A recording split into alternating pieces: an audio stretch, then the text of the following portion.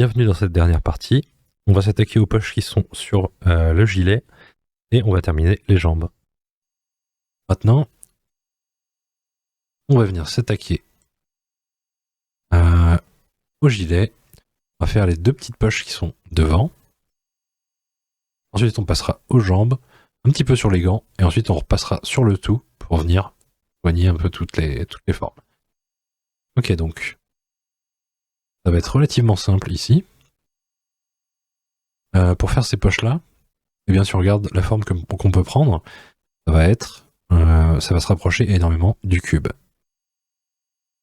Là, dans Subtool, je vais faire Insert, Cube 3D. Je vais le rétrécir, le mettre à sa place.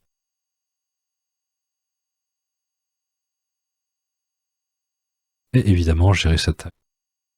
La poche est un petit peu plus que ça, et évidemment, pas aussi épaisse, profonde. Ok, je vais lui en mettre une de ce côté. Un petit peu travailler la forme avant de faire la symétrie. Donc là, on voit que j'ai des polygones, mais peut-être pas assez pour venir chercher cette forme-là. Qu'est-ce que je vais faire? Je vais aller dans Géométrie et je vais venir diviser ma forme. Donc, il y a évidemment un raccourci pour faire ça. Au lieu de cliquer sur Divide, simplement faire CTRL-D. Et vous voyez que passer à 2 niveaux de subdivision. Si je refais CTRL-D, ça passe à 3 et à chaque fois, ça me rajoute des polygones. Nickel. Donc là, j'ai la forme de ma pochette là. Je vais mettre bien de face. Et à l'extérieur du personnage, je vais venir maintenir CTRL, faire un carré de sélection, et je vais venir faire un masque. Pourquoi? Parce que je vais pouvoir gonfler cette partie, la partie haute de la pochette. Ok, donc je vais prendre ça, et je vais aussi prendre la petite languette qui est au milieu. Donc pour ça, je pourrais soit la peindre comme ça, soit avoir un carré parfait. Donc je vais faire un carré de sélection dans le vide, je vais relâcher CTRL mais pas mon stylet pour garder le petit carré. Et en maintenant espace enfoncé, je vais pouvoir venir déplacer et travailler un peu son positionnement et sa forme.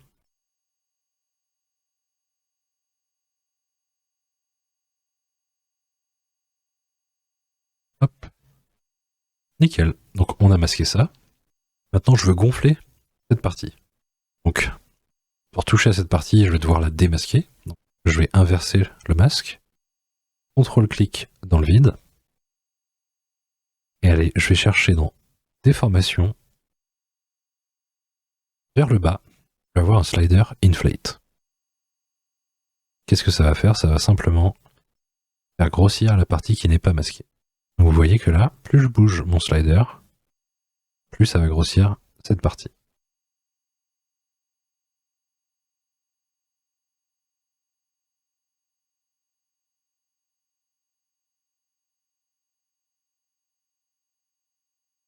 Nickel. Ok, donc maintenant, je vais pouvoir rajouter un petit peu de matière pour continuer la forme de la languette. Et pour ce faire, je peux me mettre tout droit, refaire un carré de sélection, resélectionner la forme de ma languette, inverser le masque, et simplement, avec le gizmo, venir faire ressortir un petit peu cette forme. Là, on voit que c'est pas très propre, mais c'est pas grave. Je vais venir diviser mon objet encore une fois. Et là, on va utiliser un outil qui va un petit peu homogénéiser tout ça, qui va durcir l'objet dans son intégralité, qui est assez sympa si on veut chercher des formes clean assez rapidement. Donc là, je vais fermer les autres menus et je vais venir dans Clay Polish et je vais appuyer sur Clay Polish. Alors il faut savoir un truc avec Clay Polish, je sais pas pourquoi, mais quand on clique dessus, ça va nous mettre un masque sur plein de petits polygones. Donc à chaque fois que je fais Clay Polish, juste après, je vais enlever, faire comme si j'avais un masque et je vais l'enlever. Donc CTRL carré de sélection dans le vide. Et vous voyez que si je fais CTRL Z, il était un petit peu plus sombre, ça veut dire qu'il y avait un masque. Donc je vais enlever le masque. Donc là, c'est pas tout droit, je vais pouvoir venir simplement avec Move, soigner un petit peu ma forme. Et là on voit que les pochettes sont un petit peu bombées vers l'avant. Donc, encore une fois avec Move, je vais prendre un très gros radius et je vais venir tirer vers l'avant comme ceci et la remettre sur son gilet.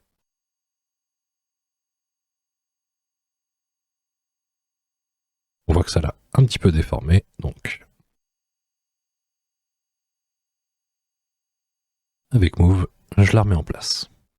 Ok, là je vais vouloir du coup la mettre également de l'autre côté. Donc je vais faire une symétrie.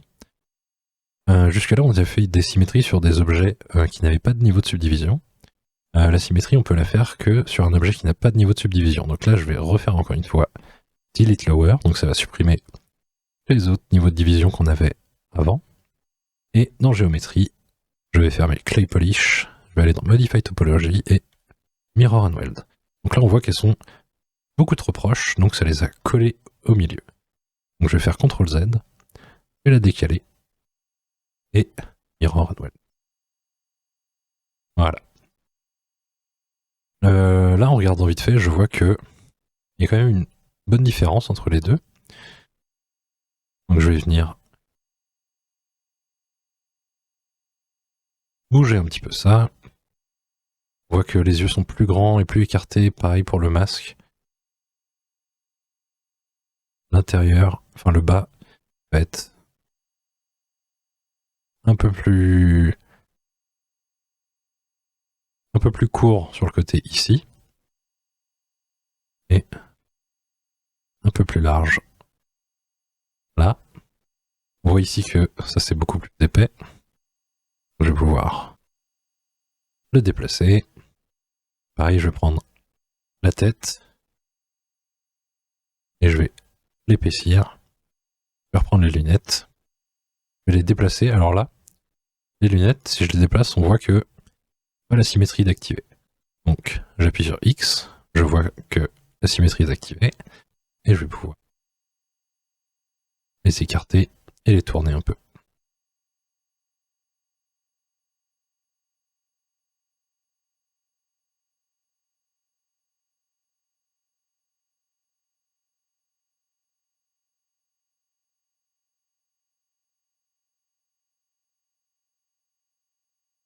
Ok. Maintenant, je vais m'occuper du bas du corps. Alors là, ce que je vais vouloir faire, c'est fusionner le bassin avec les jambes. On voit que le bassin et les jambes, bah, sur la référence, c'est qu'un objet, c'est bien smooth. Alors que là, je vais pas pouvoir venir sculpter et faire ce que je veux si c'est deux objets séparés. Mais c'est beaucoup plus pratique et rapide de faire deux formes différentes, d'utiliser deux objets différents pour pouvoir venir faire rapidement les proportions. Donc là, je vais venir dans Subtool et je vais bien faire attention que dans la liste, le bassin et les jambes soient juste à côté, l'un au-dessus de l'autre. Vous voyez que si je sélectionne le bassin et les jambes, ils sont bien à côté. Donc je vais prendre celui qui est au-dessus pour pouvoir le fusionner avec celui qui est en dessous dans la liste.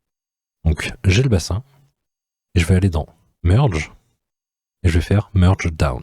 Donc ça va prendre celui qui est au-dessus et ça va le fusionner avec celui qui est en dessous. Là il me dit, est-ce que vous êtes sûr? C'est pas une opération où on peut faire un CTRL Z, donc je suis sûr, je vais faire OK.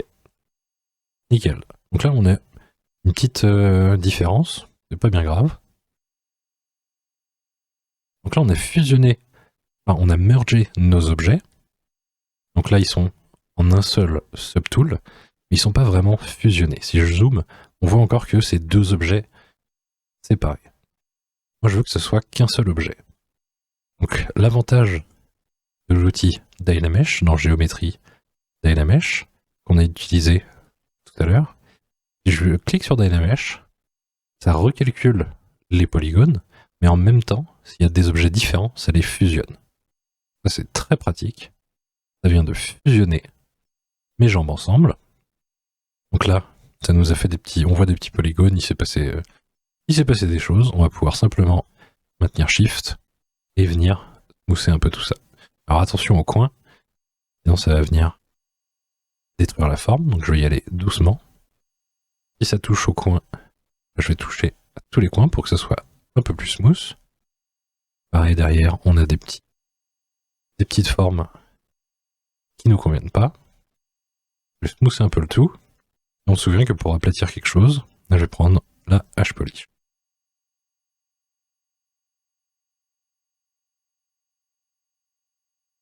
Voilà, donc je vais faire H-Polish, un petit coup de smooth, et c'est comme si ça jamais arrivé. Ok. Là, on voit que les côtés, en fait, c'est plus une forme de cylindre. Pourquoi j'ai pris des cubes? Eh ben, c'est pour vous faire travailler un petit peu avec les brushes. Donc là, je vais prendre la Clay Build-Up, donc B, C, B. Et au lieu de venir rajouter de la matière, je vais prendre un assez gros radius et je vais maintenir Alt pour pouvoir en enlever. Et vous voyez que si j'enlève la matière sur une arête et que je vais comme ça jusqu'au côté, on voit que ça va venir, vous voyez, arrondir tout ça. C'est beaucoup moins dur que ici. Du coup, je vais faire ça, je vais smoother, et d'un coup, ça va devenir arrondi. Donc je vais faire ça un petit peu partout.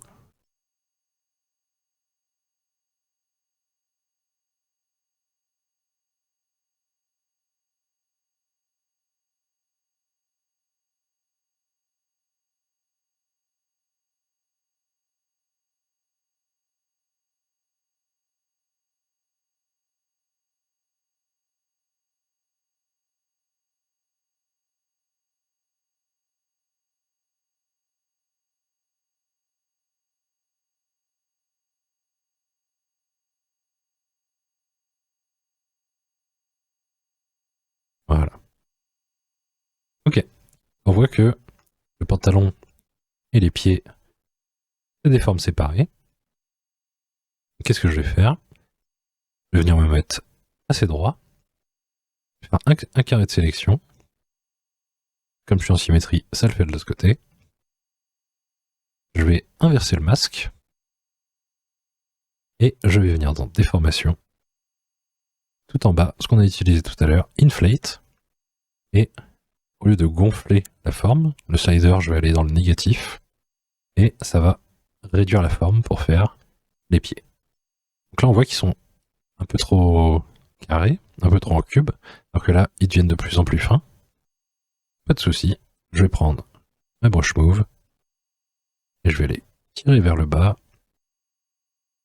et de tous les angles, je vais réduire un petit peu leur taille.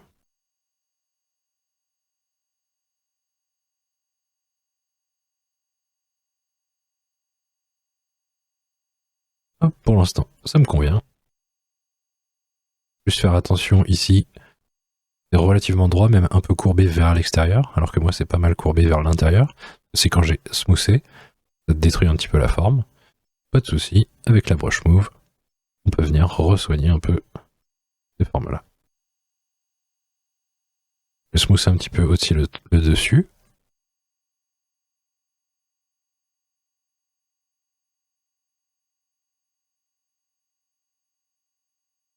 Nickel. Je vais diviser mon objet encore une fois pour pouvoir rajouter juste sa braguette que ça indique que c'est un pantalon. Vous êtes libre de le faire ou non. Je vais faire BCB.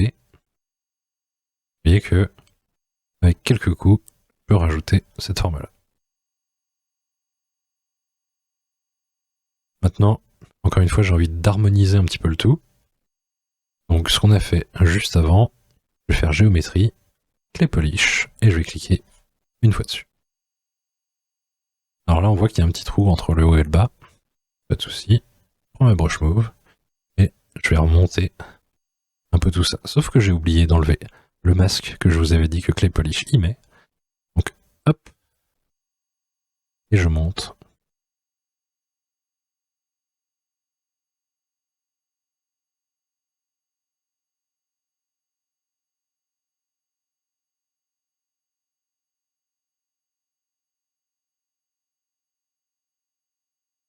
Comme ça, on voit pas une grosse différence entre le haut et le bas.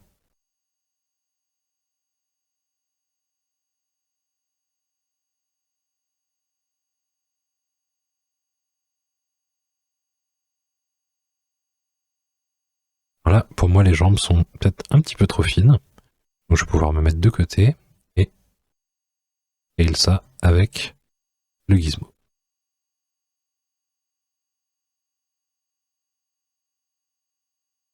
Alors, qu'est-ce qu'il nous reste à faire? On va s'occuper des petits pouces qu'il a. Donc ça, encore une fois, selon si vous avez des gants, si vous voulez mettre des mains complètes. Moi, comme il est relativement cartoon et qu'il a très peu de détails, eh bien, je vais simplement mettre de face. Faire un masque qui va représenter l'emplacement du pouce. Inverser le masque. CTRL-clic dans le vide. Renverser le masque. Et je vais lui sortir cette forme-là. On voit bien que si j'affiche les polygones, bah, j'ai sorti tellement cette forme que ça a maltraité un petit peu les polygones. Donc on se souvient que pour les recalculer, je vais faire un Dynamesh. Nickel. Donc là, je vais faire CTRL D pour diviser cet objet une fois, parce qu'on voit beaucoup trop les polygones. Et pour les harmoniser, un coup de clé polish. J'enlève le masque quasiment invisible qui m'a mis. Et voilà. On va pouvoir travailler cette forme en smoothant un petit peu tout ça. Pareil pour les bras. Si on compare là, c'est bien smooth sur la référence. Là, on voit les polygones. Si je vois les polygones, je fais CTRL D plusieurs fois jusqu'à ce que je ne les vois plus. Attention à ne pas monter trop haut. Il faut toujours regarder le nombre de polygones qu'on a là. Si votre PC commence à ramer, ce serait peut-être bon d'éviter d'en rajouter trop. Ok. Alors pour moi, quelques petits détails. La veste qui remonte un petit peu trop.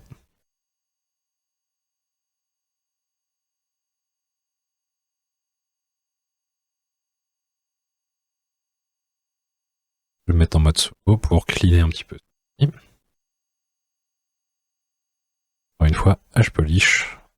On peut se débarrasser de pas mal de choses. Ensuite, un petit coup de smooth.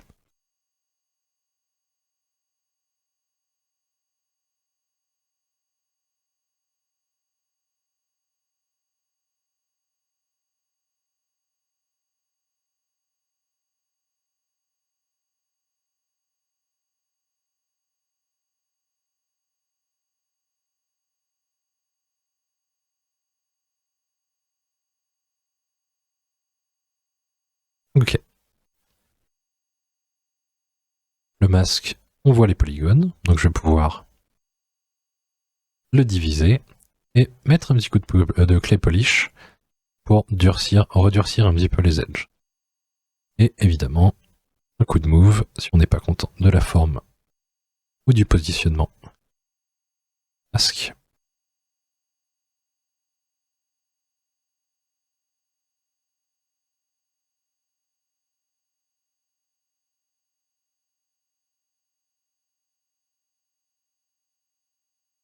Et si vous trouvez que les angles sont pas assez durs, eh bien, je suis en mode solo pour pas être dérangé par tout le reste.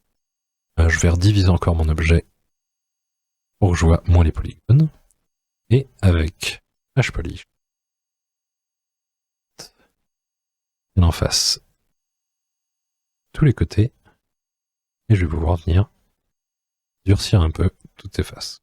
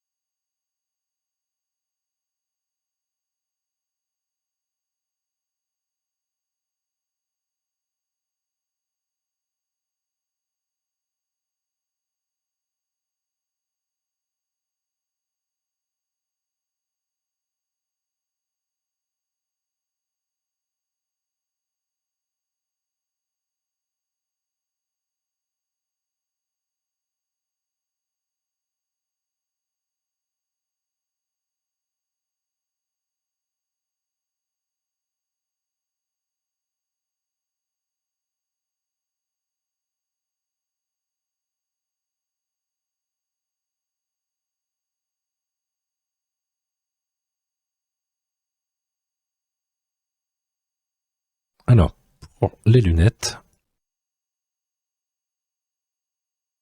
vous voyez que quand j'ai fait la symétrie, ça a fait une espèce de connexion. Juste refaire une symétrie, donc Modify Topology, Mirror and Weld. On voit que ça les a connectés un petit peu au milieu.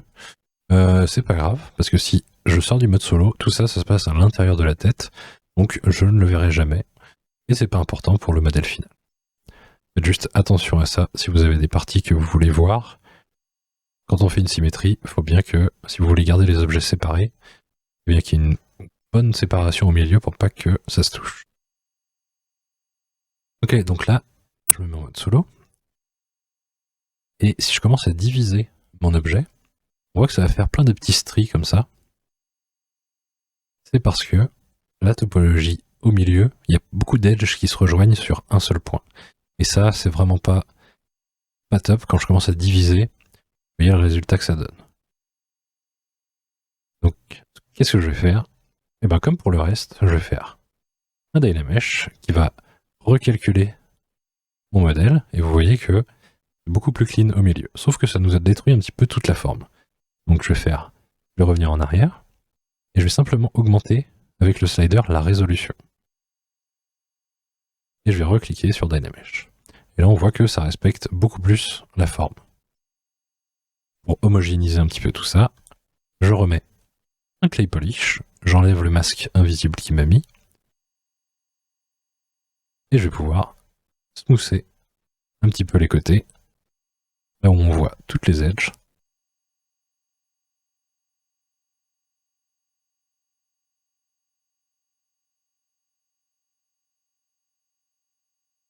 Et si je sors maintenant du mode solo, on voit que hop, je smooth ça, c'est beaucoup plus propre. Et on ne voit quasiment plus les polygones. Prenez un peu de temps, soignez votre forme, smoothez un peu tout ça. Et nous voilà. Je vais simplement maintenant sélectionner la tête. Pas beaucoup de travail à faire dessus, simplement la diviser.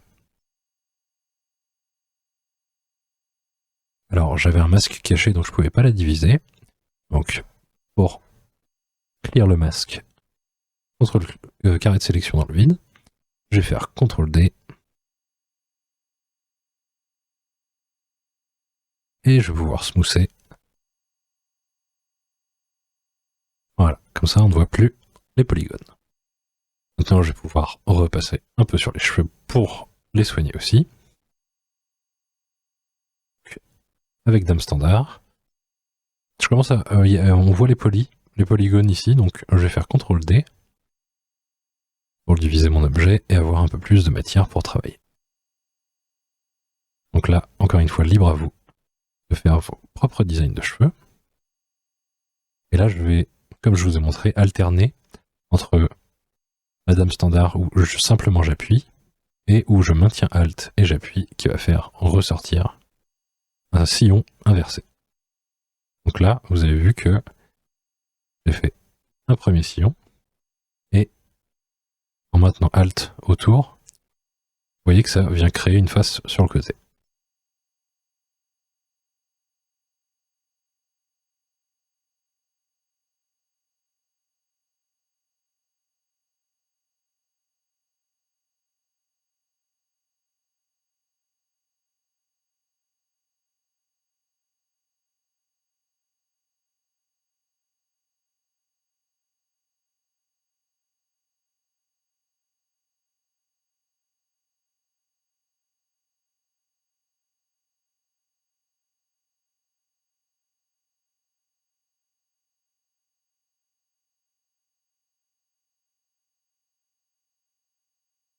Et je vais venir soigner ça avec H-Polish.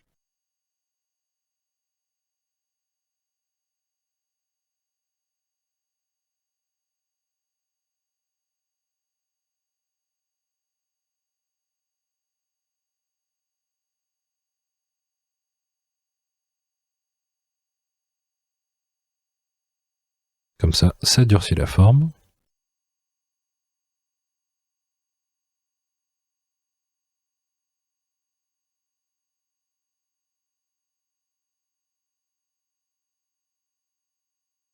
Un peu de smooth.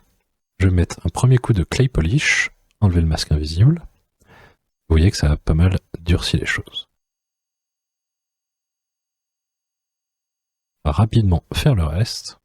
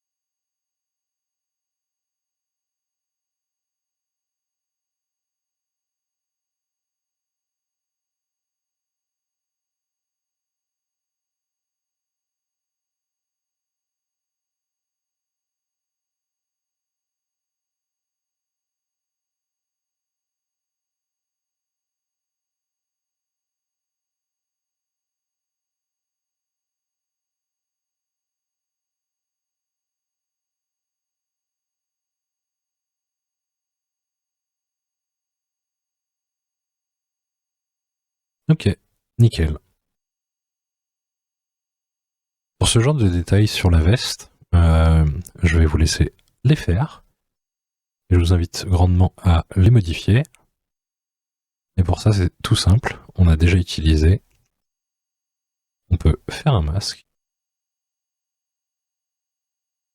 Inverser le masque. Afficher l'outil de déplacement. Et vous voyez que je peux venir, hop, le faire rentrer.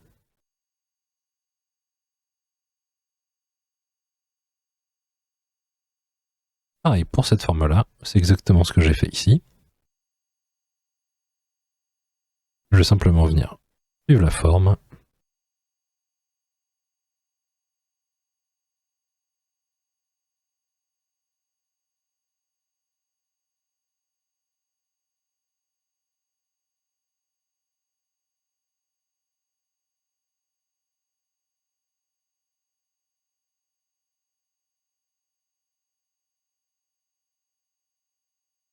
Donc à vous de trouver vos designs et de passer un peu de temps à soigner les formes.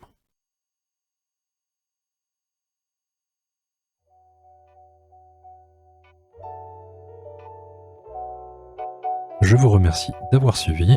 On se retrouve dans la prochaine vidéo pour passer à l'étape d'optimisation de son personnage, où on va prendre, on vient de sculpter, on va mettre ça dans Maya, et on va repasser sur le modèle pour qu'il puisse aller dans un moteur de jeu.